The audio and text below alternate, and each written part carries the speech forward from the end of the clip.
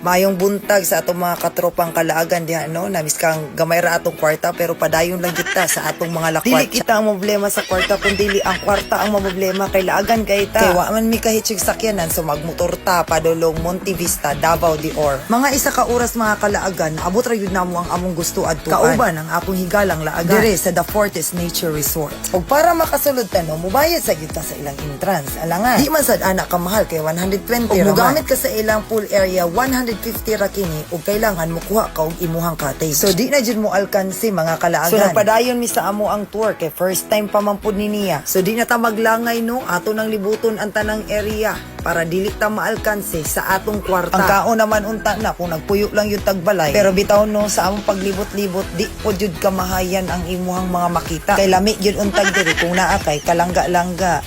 Unya kay wala man di na pud ta magpalabi og langi-langi diha na side no kay daghan pa man tag pwede na to adtuan. Pero kay imbis pasaka ta nganong pababa man ni ang ako ang video. Basta ka mo na pag-adjust alangan na ako na lang perminti mag-adjust. So basi nagtuo mo na yung ana lang kasayon ang muanna dira sa Maymuna area no. So yung ana ang ako ang struggle taon sa pagsaka lamang niini. O di ba murag walay nahitabo. Pero nangurog na ang giti sa Diyo extra ana dai just. So dili jud pwede pod mahitabo.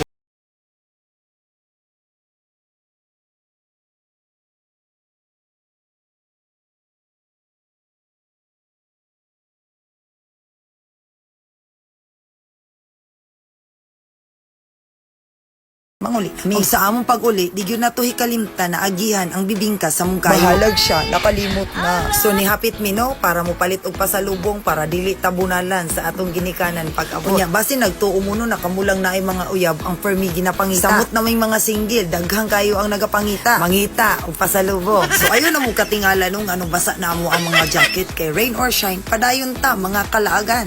So sa pagsulod na mo no, daghan jud kaayo kag makita. Pero siya, nganong dili ko niya makita. Bitaw oy, atik-atik lagi taon mig pamilian na. Kay namili mig barato para lang jud naay regalo. Ubay-ubay pud taon ang nabitbit kay daghan mag mga binuhi. Og nagpakahana dayon mi kay basin maupay hinungdan nganong dili mi makauli. Kay tungod daghan nay nabitbit, o di ba? So diri na lang siguro mi ay kay mag-drive pa baya taon mi pauli. Unya yaw pud kalimot like, share and comment. Uy, please good hangyo bitaw ni.